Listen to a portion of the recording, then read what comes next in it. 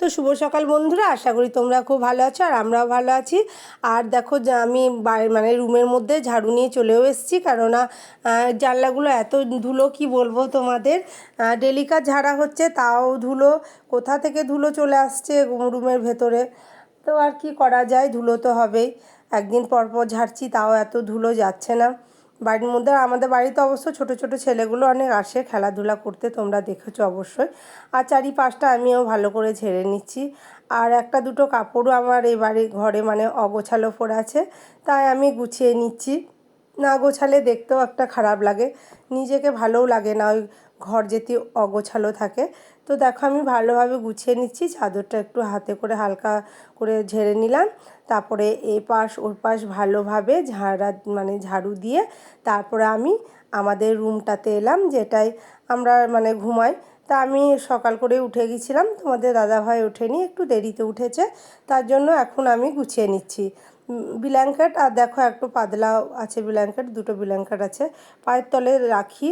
মাঝের মধ্যে তো বৃষ্টি হয়, তার জন্য এখন ঝড় বৃষ্টির দিন, মাঝের মধ্যে বৃষ্টি রাতেও হয়, তখন আবার ভোর দিকে একটু ঠান্ডা লাগে, তার জন্য ওটা তখন ঠান্ডা লাগে তখন টেনে নেওয়া হয়, তার জন্য মানে খাটের নিচে রেখে দিই আমার পায়ের তল দিক মানে তলাতে। তো দেখো আমি চাদরটা ভালোভাবে তুলে ঝেড়ে নিচ্ছি। আর তোষকটা একটু এদিকে ওইদিকে হয়ে গিয়েছিলো, তার জন্য একটু টেনে পরিষ্কার করে নিলাম। তারপরে গুছিয়ে চাদরটা পেরে নিলাম, কেননা দেখতে ভালো লাগবে। আর যত ঘর গোছালো থাকবে ততই নিজেকেও ভালো লাগবে, এবং যে একটা লোকজনও এলে ঠিক বলবে ঠিক গোছালো আছে। আর অগোছালো থাকলে নিজেকেও ভালো লাগে না দেখতে। তো দেখো চারিদিকে গুছিয়ে আবার যেমনকার তেমন গুছিয়ে নিলাম। তো এবার বারান্দাটা ভালো করে বাড়ির রুম থেকে গোঁজাগুলো এনে ভালোভাবে বারান্দাটা ঝাড়ু দিয়ে দিচ্ছি। আর আমার পিছনে দেখো চিকু একবার ওই বাড়ি দৌড়ে ঢুকলো। তো ঠিক আছে, চিকু সারাদিন আমাকে জ্বালায়। তো চলো ঝাড়ু দিচ্ছি দেখো, আর চিকু বারবার এসে আমাকে জ্বালাচ্ছে। আমি বারবার বলছি চিকু সর, তোর গায়ে ঝাঁটা লেগে যাবে। চিকু সে কিছুতেই শুনবে না। চিকু দেখো দৌড়ে দৌড়ে আসছে। আর চিকু একটু আমাকে খুব চিনেছে, যখন আমি এদিকে ওইদিকে যাই চিকু আমার পিছু পিছু দৌড়ে দৌড়ে যাবে। তো দেখো চিকুকে আমি আবারও বলছি, যা চিকু তোর গায়ে ঝাঁটা লেগে যাবে, এক্ষুনি যা। চিকু শোনেই না আমার কথা। তো চলো ঝাড়ু দেওয়া হয়ে গেল। এবার দেখো আমার মেয়ে কম্পিউটার যাবে, কম্পিউটারে যাচ্ছে। আর ওর বান্ধবী ডাকতে এসছে একটা, বান্ধবীটা ওর কম্পিউটারে একসঙ্গেই যাবে। ফোন করেছিল, তো আমার মেয়ে বললো চলে আয় আমাদের বাড়ি, আমাকে নিয়ে যা। তো চলে এলো, দেখো ওরা চলেও যাচ্ছে। তো চলে গেল ওরা। তারপরে আমি আবার চিকুকে তোমাদের একটু দেখিয়ে দিই, চলো। চিকু এই দেখো ঘুমাচ্ছে। তো চলো আমি এবার স্নান টান সেরে নিই, তারপরে আবার দেখা হচ্ছে। আর আমার ছেলেটাও। তারপরে দেখো স্নানের বাদে আমি ঠাকুর পুজো দিয়ে তারপরে চলে এলাম রান্নার দিকে। এদিকে আমি ভাত বসিয়েছি, আর এদিকে আমি মুড়ি নিয়ে নিচ্ছি। মুড়িতে ছিল মুসুরি সেদ্ধ। তো আমি আর কি করব এত দেরি, তার জন্য মুসুরি বসিয়ে দিয়েছিলাম। মুসুরি সেদ্ধ তাড়াতাড়ি হয়ে যায়, তার জন্য। তো আমি এই মুসুরি সেদ্ধটা নিলাম, আর অল্প সঙ্গে কাঁচা তেল নিলাম। কাঁচা তেল নিলে জানো তো জমেই যায়, আর স্বাদটাও বাড়িয়ে দেয় আরও। তো দেখো তারপর আমি একটা শশা কেটে নিচ্ছি। শশাটা ছিল খুব বড় সড়ো, আর একটু চামড়াটা খুব মোটা ছিল পুরু, তার জন্য আমি চামড়াটা যে ছুলে নিই, তার জন্য খাই মানে ছাল যদি কচি থাকে একদম শশাটা, তো চোকাটা না ছাড়ালেও হয়। আর এটা একটু মানে শক্ত টাইপের হয়ে গিয়েছিলো, তো আমি ছাড়িয়ে নিলাম। তারপরে দেখো ভালোভাবে ধুয়ে নিচ্ছি, না ধুলে একটা কেমন ওর আঠাটা বেরোয় তো শশার, তো ওটা মানে কোয়াশটা আমি ধুয়ে নিলাম। তারপর আমি 4 পিস মতো মুড়িতে নিয়ে নিলাম, আর 4 পিস মতো রেখে দিলাম যে আমার ছেলেটা খাবে বলে। তো আমি আর সঙ্গে একটা কাঁচা লঙ্কাও নিয়ে মুড়িটা খেতে চলে গেলাম। তারপর আমার একটা তোমাদের দাদাভাই কভার দেখেছিলো মোবাইলে, আমার ছেলেটাকে বলেছিল অর্ডার দে। তো অর্ডার দিয়েছিলাম, তো চলেও এসেছিলো। আর এত কি বলবো তোমাদের, দেখো লাগাচ্ছে, তারপরে কত সুন্দর দেখাচ্ছে দেখো। আমাদের তো খুবই ভালো লেগেছে, আর আমার ছেলেটারও খুব ভালো লেগেছে। ছেলেটা বারবার বলছে মা খুব সুন্দর লাগছে। আমি বললাম হ্যাঁ খুব সুন্দরই লাগছে। তা তোমাদের কেমন লেগেছে অবশ্যই বলবে। এটার দাম হলো 250 টাকা, 250 টাকা নিয়েছে দাম। তো দেখো কত সুন্দর লাগছে, আমাদের তো ভালো লেগেছে, তোমরা অবশ্যই বলবে। আর আমার ছেলেটাও হাত দিয়ে বলছে যে মা দেখো কত সুন্দর এসছে। তা আমি বললাম হ্যাঁ সত্যি সুন্দর এসছে। তারপরে দেখো আমি রান্নার দিকে চলে এলাম। তারপর দেখো আমি এই কড়াইটা এই দিকটায় আনলাম বড় গ্যাসে, কড়াইটা একটু তাড়াতাড়ি গরম হবে। তা করতে চলো আমি বেগুনের ওপরে নুন আর হলুদ দিয়ে ভালোভাবে বেগুনটাকে বেশ মাখিয়ে রাখি। তো আমি দিয়ে দেবো প্রথমে নুন, তো দিয়ে দিলাম নুন, তারপরে দিয়ে দেব হলুদ। তারপরে দেখো কড়াইটা তা করতে আমার গরমও হয়ে যাবে, আর কড়াই গরম হয়ে গেলে মানে ভাজা এই বেগুনটা দিলে বেশ ভালোভাবে সেদ্ধটা হয়। তো দেখো এবার আমি দিয়ে হাতটা ভালো করে পরিষ্কার করে ধুয়ে দিয়ে দিচ্ছি তেল। এই জারটাতে বেশি তেল নেই বলে এই জারটায় যেটুকু আছে ঝরিয়ে রাখলাম, দিয়ে অন্য জারের তেলটা নিলাম। তারপরে দেখো তেলটা দিয়ে দেওয়ার বাদে আমি বেগুনটাকে ভালো করে হাতে করে কচলে মানে চারিপাশটায় নুনটা লাগাচ্ছি। তারপরে দিয়ে দিলাম কড়াইয়ে। তো এবার কড়াইয়ে দেওয়ার বাদে আমি দিয়ে দিলাম আঁচটা কম করে ঢাকাটা দিলে কি হয় সেদ্ধটা একটু তাড়াতাড়ি হয় আর ভাজাটাও ভালো হয়। তারপরে আমি মুগ ডালটা ভালো করে ধুয়ে বসিয়ে দিলাম। মুগ ডালটা আমি ভাজিনি, মানে সব দিন আমি মুগ ডাল ভাজি না, যেদিন টাইম পাই ভেজে দিই আর না পেলে অমনি বসিয়ে দিই।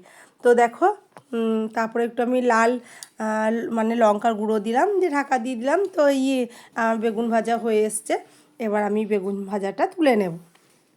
তো দেখো ওইদিকে মুগ ডালও ভাজা মানে হয়ে এসছে, আর এদিকে বেগুন ভাজাও তুলে নিলাম। তো এবার আমি পোস্ত করব, তো ওতে আমি আরও একটু তেল দিয়ে দেব, যে বেগুন ভাজা তেলে আমি আরও অল্প তেল দিয়ে দিলাম।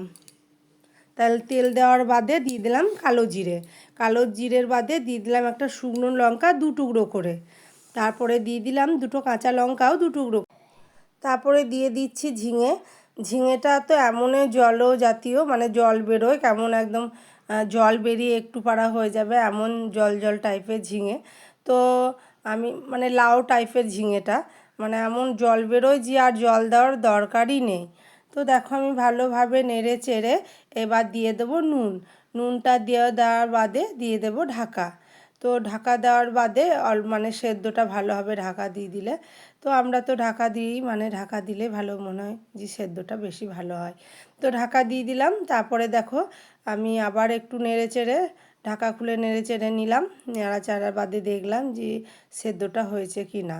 তো তারপরে দেখো আমটা আমি ভালোভাবে ধুয়ে তারপরে আমে জল দিয়ে বসিয়ে দিলাম সেদ্ধ হতে। আমের জলটা আমি ফেলে দেবো বলে সেদ্ধ করতে দিলাম। তো দেখো ওইদিকে হলুদ বসিয়ে দিয়েছি, আর এদিকে তারপরে পোস্ত দেওয়ার বাদে আমি নেড়ে চেড়ে ভালোভাবে দেখো বেশিক্ষণ আর ফোটাইনি, ভালো করে আমি নেড়ে চেড়ে তারপরে অল্প একটু বাটি ধোয়া জলটাও দিয়ে দিয়েছি।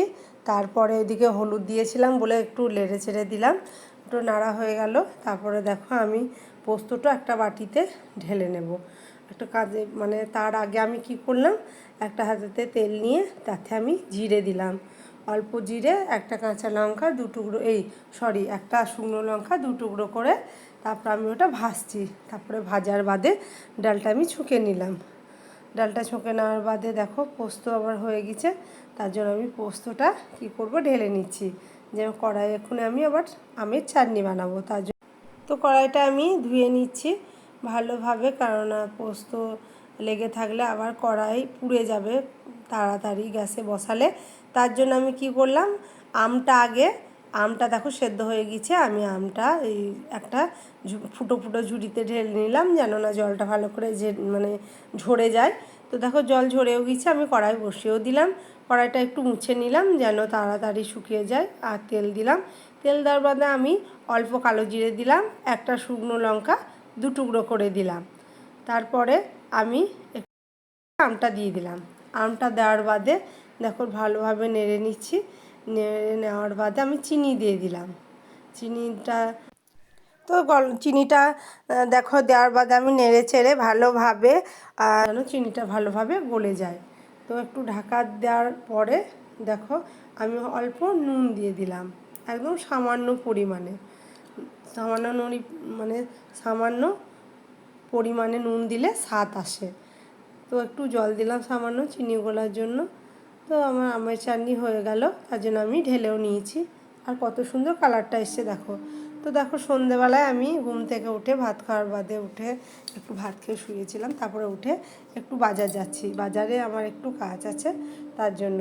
আর বাজার আমি গিয়েছি আর এসেছি, আর বাজার যাওয়ার পথে কিন্তু আর ভিডিও বানানো হয়নি। তো আমি বাড়ি চলে এলাম, বাড়ি এসে আবার একটু বসে একটু জল টল খেয়ে তারপরে আমি চিকুকে নিয়ে দেখাচ্ছি যে চিকু কীভাবে ঘুমাচ্ছে।